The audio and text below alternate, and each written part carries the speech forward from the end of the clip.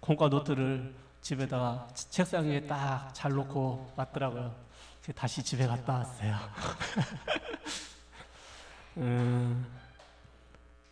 그 미우라 아야코라고 하는 사람이 쓴 빙점이라는 책에 보면은 거기 이제 요코라고 하는 주인공이 나와요. 근데 이제 그 사람이 그 양부모 밑에서 자라잖아요.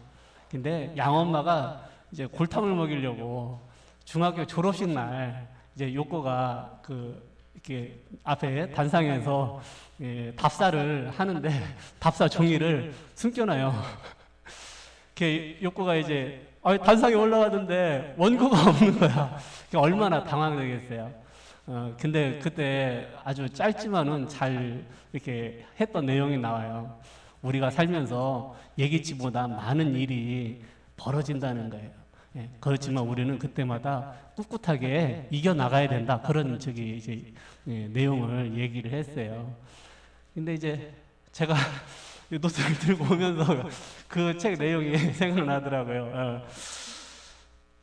숨이 차가지고 도저히 마스크를 못할 것 같아요. 좀 내릴게요.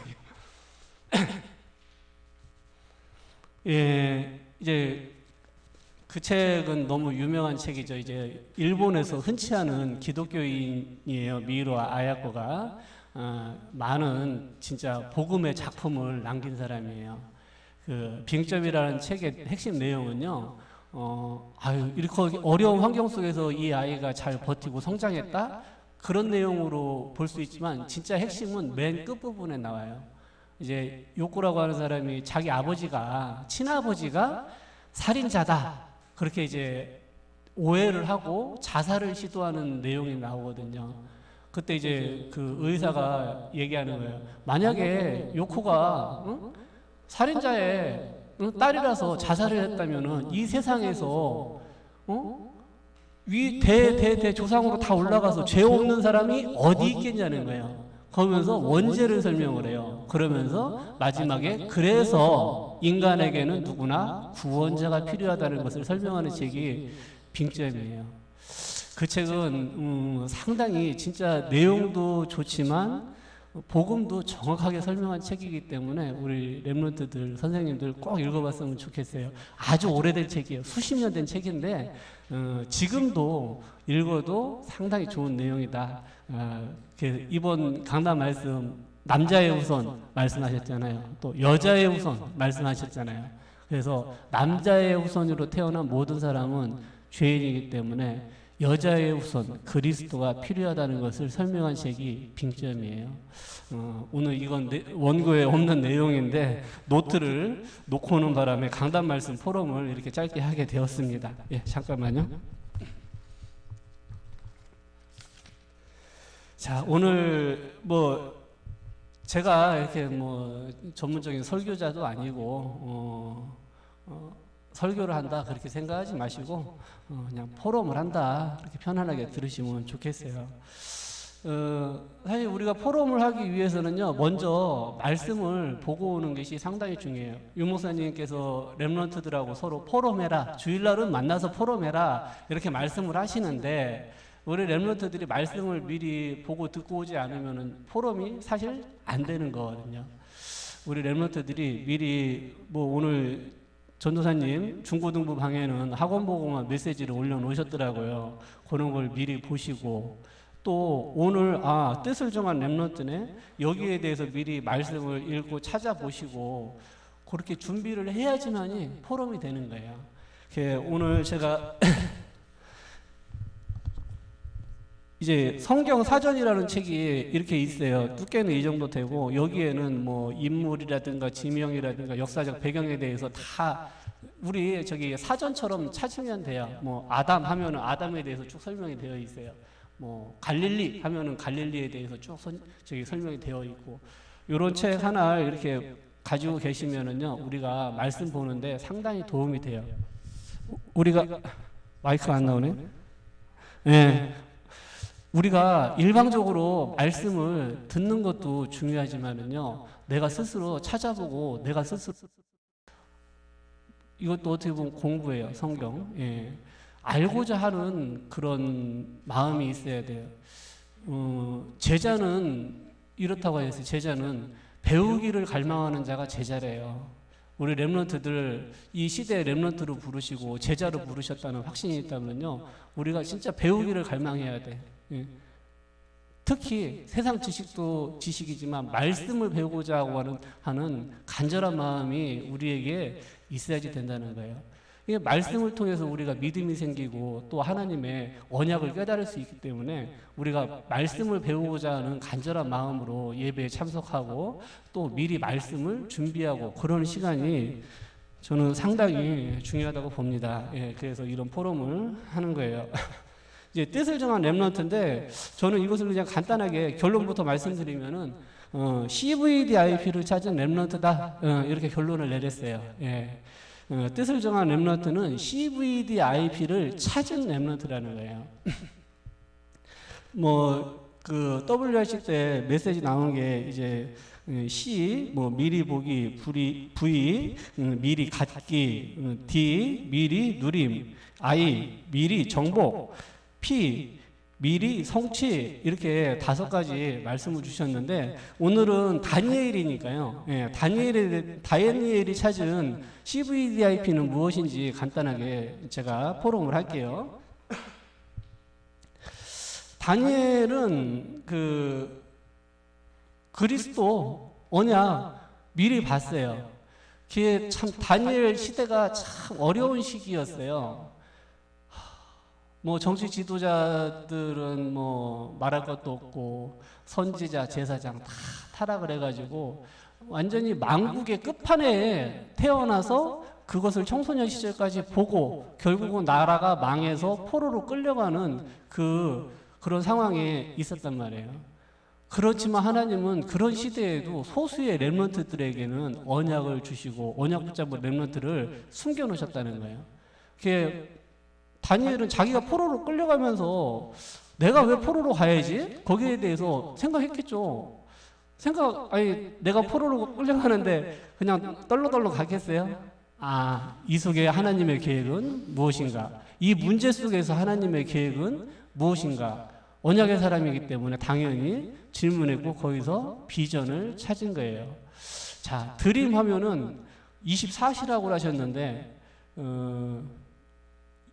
24시가 안 되는 것은 어떻게 보면 하나님이 주신 드림이 아니라고 볼 수 있어요. 하나님이 주신 드림은요 24시가 되어지게 되어 있어요. 예.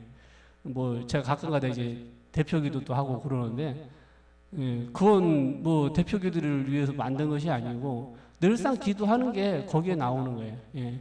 내가 늘상 24시 하고 있는 것이 그런 데서 나오는 것이거든요. 예. 우리 렘넌트들이 진짜 하나님이 주신 게 있다면 그게 24시가 되어질 수밖에 없다는 거예요. 미리 정복했어요. 예. 다니엘은 바벨론 가기 전에 이미 정복을 했어요. 예. 우리 렘넌트들이 경쟁하려고 하지 마세요. 예. 불신자들하고 경쟁하려고 하지 마세요.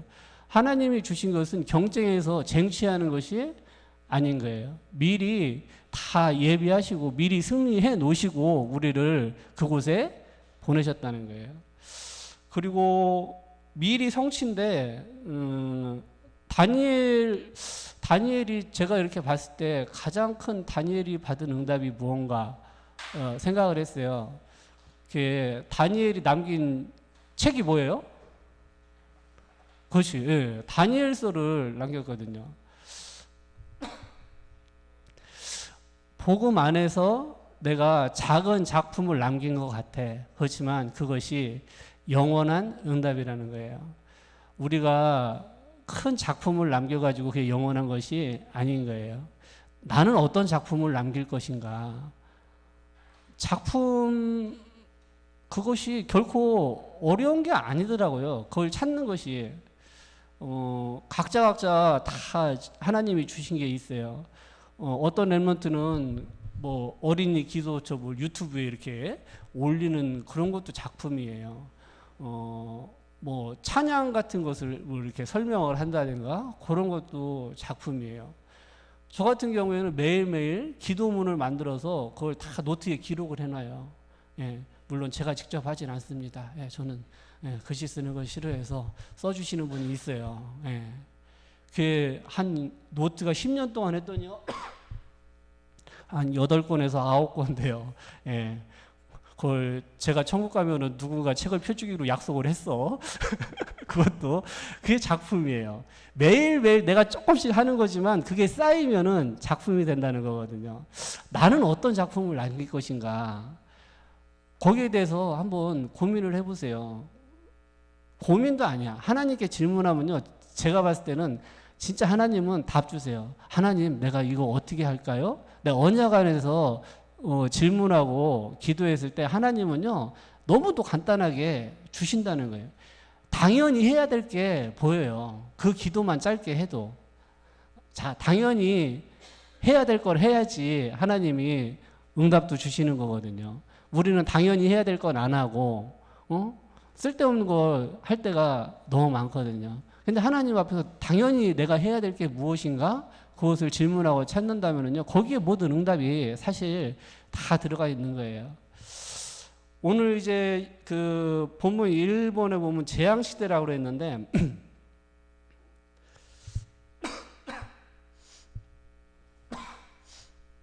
너무 달리기를 많이 했나 봐요. 예, 자꾸 기절.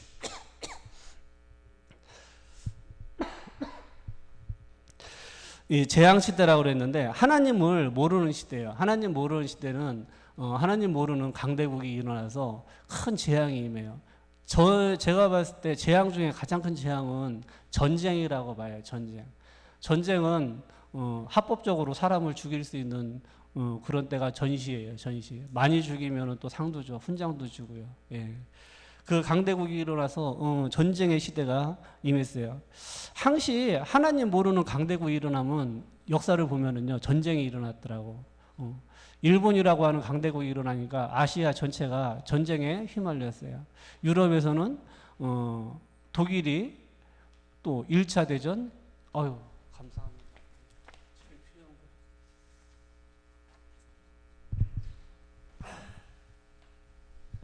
1차 대전, 2차 세계대전을 일으켰어요. 다니엘 시대에도 블레셋이라고 하는 강대국이 하나님 모르는 강대국이 일어나가지고 전 세계가 전쟁에 휘말리는 그런 재앙 시대가 임했어요. 또 하나님을 떠난 시대가 이스라엘 나라에 임했어요. 아까도 미리 얘기했다시피 다니엘 시대에는 모든 종교인들, 선지자, 거짓 선지자들이 일어나가지고 다 하나님의 말씀을 거짓말로 전하고 또 제사장들은 타락하고 또 왕들도 다 타락하고 그런 시대에 있어요. 그때 대표적인 선지자로 예레미야가 눈물로써 하나님의 말씀을 선포해요. 그런 선지자들은 감옥에 가두고 박해를 하는 그런 시대가 다니엘 시대였어요. 다니엘이 그런 시대적 배경 속에서 어린 시절을 보냈어요. 그리고 포로로 결국에는 나라가 망해서 끌려갔어요. 그 시대에는요, 하나님을 말씀을 안 듣는 것, 그 가장 제일 심한 게 뭐냐면 우상숭배예요. 우상숭배. 얼마나 우상숭배가 심했느냐? 몰렉이라고 하는 신한테 자기 아들을 제물로 바쳐요. 불에 태워가지고. 예. 그런 시대, 왕족들이 그런 짓을 했어요. 예. 그 완전히 나라가 멸망할 그런 시대적 배경이었죠. 우리 렘넌트들이 이제 명절이었잖아요. 이번 주간. 제사를 지내는 가문도 있을 거예요. 그런 친척집에 갈 수도 있어요. 거기서 또 절을 해야 되나 그렇게 고민할 수도 있겠어요. 그렇지만은 오늘 본문에 다니엘은 뜻을 정했잖아요. 아니, 우리나라가 이렇게 우상숭배하다가 결국 망했는데 내가 포로로 끌려와서 여기서까지 내가 우상의 제물을 먹어야 되겠느냐라는 거예요. 그래서 우상의 제물을 먹지 않기로 뜻을 정하고 오늘 안 먹는 그런 본물이 나오는 거거든요. 우리 렘넌트들이 이거 절을 해야 되나 그렇게 고민할 수도 있을 거예요. 그런 분위기가 될 수도 있을 거예요. 그렇지만 진짜 그럴 때 뜻을 정해야 돼요. 내가 여기서 절하는 것이 우리 조상에게 하는 것이 아니고 마귀 사탄에게 하는 것이기 때문에 나는 할 수 없다라고 이렇게 얘기할 수 있는 렘넌트가 되어야지 돼요. 제가 새신자 때였어요. 뭐 지금도 그렇게 헌신자는 아닌데, 예, 새신자 때, 그때는 이제 친구들하고 서로 뭐 막내가 있었어요. 친구 할머니가 돌아가셨대. 그래가지고 이제 가게 되었죠. 근데 제가 그 친구 집안 그 배경을 잘 알아요. 아버지도 무당, 고모들도 싹 무당, 그 돌아가신 할머니도 무당이에요. 예, 어떤 집안인지 대충 감이 오시죠. 예, 그런 집안 장례식에 갔으니 영적 분위기 어떻게 했어요? 다 그런 사람들이 모여 있는 거예요. 그 장례식에 가가지고 전 절을 하지 않고 이제 기도를 했어요. 기도를 한 다음에 이제 돌아서서 상주하고 이제 맞절을 하잖아요. 맞절을 하려고 딱 봤는데, 와, 고모들이 저를 째려보는데, 와, 눈에서 레이저 광선 나올 것 같이 째려보는 거예요. 야, 상갓집에서 이러냐? 그런 생각을 하고 도저히 맞절할 분위기가 아닌 거야. 그냥 아버지하고 그냥 악수만 하고 나왔던 그런 기억이 있어요. 예. 그런 상황이 우리 렘넌트들도 올 수 있다는 거예요. 예. 그렇지만 절대 그런데 속아서는 안 돼요. 또 하나님을 틀리게 믿는 시대였어요. 다니엘의 시대는 선민사상, 우리만 하나님께서 선택받은 민족이야.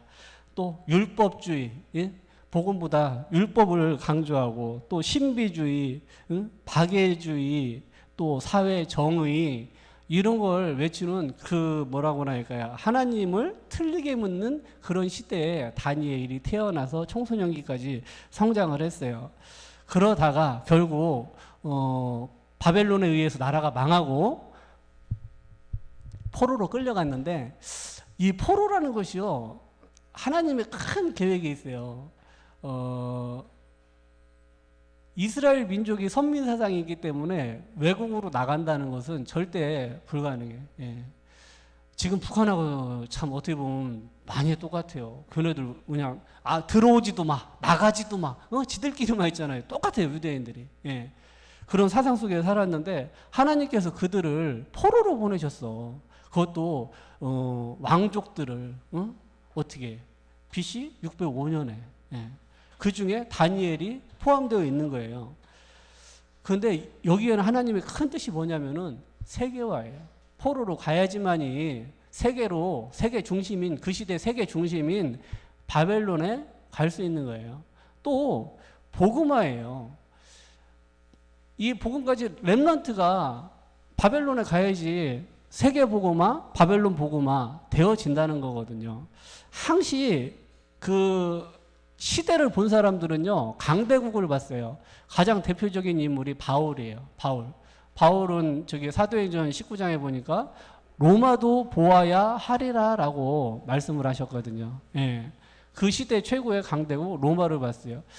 요셉이 노예로 애굽에 갈 수밖에 없어요. 애굽 복음만 해야 되니까. 예. 항시 하나님은 시대마다 그렇게 강대국으로 보내셨어. 렘넌트를. 하나님은 모세를요 왕궁으로 보내실 수밖에 없어요. 바로 왕이 사는 왕궁으로 보낼 수밖에 없어. 애굽 복음화를 위해서는 그렇게 할 수밖에 없어요. 지난달에 산업인대회 보니까 미국 유럽 쪽에서 막 영산업인들이 일어나고 있어요. 거기에 하나님의 계획이 있는 거예요. 우리 렘넌트들도요 내가 우리나라에만 있어야 되겠다 이런 생각을 진짜 버려야 돼요. 지금 뭐 코로나 시대로 전 세계로 나갈 수는 없는 그런 환경이지만은요 코로나가 끝나고 그러면은 전 세계를 내다봐야지 돼요.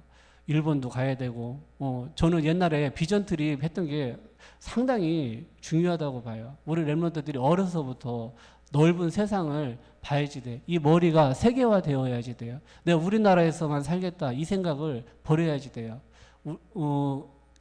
저는 여행이라도 전 세계로 많이 가는 것을 추천하고 싶어요. 저는 전 세계에 가본 데가 지금 한 군데밖에 없어요.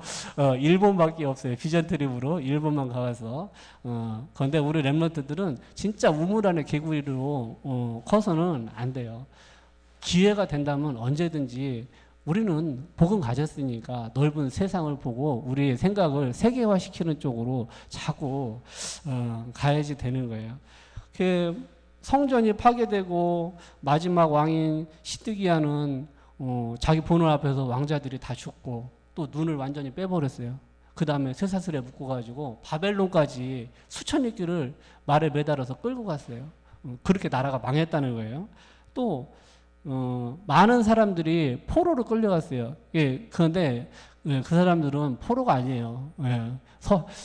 선교사예요. 그런데 어떤 선교사냐? 억지 선교사예요. 자원하는 선교사가 아니고 억지로 끌려가서 복음을 전한 선교사예요. 성경은 말씀합니다. 뭐라고? 맞고 갈래? 그냥 갈래? 그거예요. 우리가 이 현재 상황이 너무 행복하고 참 안락해. 여기에 안주하면은요 언제든지 하나님은 흩으신다는 거예요. 우리는 그래서 세계화가 필요한 거예요. 생각이 전 세계를 나가야 되겠다 그런 생각을 가지시는 게 좋아요. 자, 그러면은 생각해 볼 게 있어. 그 시대에 전도자가 제일 대표적인 전도자가 누가 있었냐면은 예레미야가 있었어요. 예레미야. 예레미야는 망하니까 바벨론에 멸망하니까 순순히 왕한테도 대항하지 마. 그리고 순종하라는 거예요. 바벨론 왕한테 순종을 하라는 거예요. 근데 끝까지 대적하다가 철저하게 멸망했어요. 하나님의 말씀은요 멸망이에요. 그 시대에는. 그래서 포로로 끌려가는 게 하나님의 뜻이라는 거예요. 그런데 거짓 선지자들은 아니다. 하나님이 이 성을 지키실 것이다 라고 거짓말을 하는 거거든요. 그런 하나님의 말씀을 전하는 예레미야를 선교사로 보내지 않으셨어요. 어린 렘넌트, 다니엘, 새청년, 그런 청소년을 바벨론으로 보내셨다는 거예요. 제가 어젯밤에 예레미야서를 읽으면서 생각한 게 그거예요. 아, 하나님은 렘넌트에게 세계 복음화 이 미션이 있다는 거예요. 기성세대는 참 어려워요. 제가 봤을 때. 제가 이제 이사를 하려고 이제 집을 명절 동안 계속 가가지고 청소도 하고 수리를 하는데 고장난 부분을 띄어내고 막 새로 고치고 하는데요. 이런 생각이 들더라고. 아예 집을 새로 짓는 게 낫겠어. 그런 생각이 들더라고요. 그걸 다 철거해서 새로 수리하는 게 더 힘들더라고요. 기성세대들 이미 들어가 있는 걸 그걸 끄집어내가지고 복음을 집어넣는다는 게 쉽지 않아요. 저는 교육이 진짜 중요하다고 봐요. 렘넌트 시기에 교육 상당히 중요해요. 교육은 한마디로 각인전쟁입니다. 예. 참, 지금 예크 선교원이죠. 예전에. 지금 서밋스쿨인데, 서밋스쿨, 거기에 진짜 우리가 거기에 올인해야 될 이유가 있어요.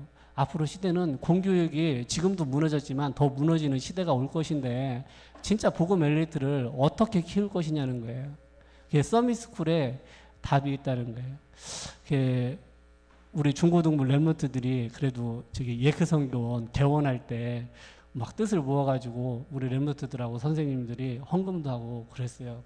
저는 진짜 그게 최고로 성령인도 잘 받은 거라고 저는 생각을 해요. 제가 항시 저는 주일학교도 마음에 있고 서밋스쿨도 상당히 제 마음속에 있는 그런 곳이에요. 우리 렘넌트들 키우는 데 있어서 진짜 세상 교육으로는 답이 없다는 거예요. 다니엘과 같은 렘넌트를 하나님이 예비하셨는데 그들에게 어떻게 우리가 그들을 섬기고 복음 안에서 키울 것인지 우리가 그것을 생각하고 진짜 고민하고 올인해야 될 그런 시점이라고 봐요. 전 코로나 이게 많은 응답이 담겨 있는 거라고 보거든요. 코로나가 있기 때문에 어떻게 보면 대안학교에 대해서도 생각했어요. 지금 실질적으로 공교육이 되고 있어요. 애들 1년 동안 학교 며칠이나 갔어요. 올해 1년 동안. 완전히 삶이 무너지고 공부는 고사하고 삶 자체가 무너진 그런 시대가 왔다는 거예요. 거기서 우리가 우리 렘넌트들 어떻게 키울 거냐는 거예요. 잘 생각을 해보세요. 대안학교밖에 없어요. 지금. 예. 그 언약 안에서 우리가 서밋스쿨 시작했다는 것은요. 하나님의 큰 계획이고 하나님의 큰 응답이 그 속에 담겨져 있다고 저는 생각하고 기도하고 있습니다. 예. 그래서 렘넌트 키우는 것이 가장 중요해요. 자, 다니엘을 통해서 미리 정복하고 성취했다고 제가 아까 서두에 얘기했잖아요. 다니엘이라고 하는 사람이 세계사에 미친 영향은 어땠을까에 대해서 제가 생각을 해봤어요. 이 렘넌트 한 명이 어떻게 세계사에 영향을 줬을까라고 제가 생각을 해봤어요. 그랬더니 다니엘이 영향을 준 왕이 무려 4명이에요. 나라가 바뀌어도 4명의 왕에게 영향을 줬어요. 바벨론의 느부갓네살, 벨사살, 또 다리오, 고레스 4명이에요. 바벨론, 페르시아 왕 4명에게 영향력을 준 사람이 다니엘이에요.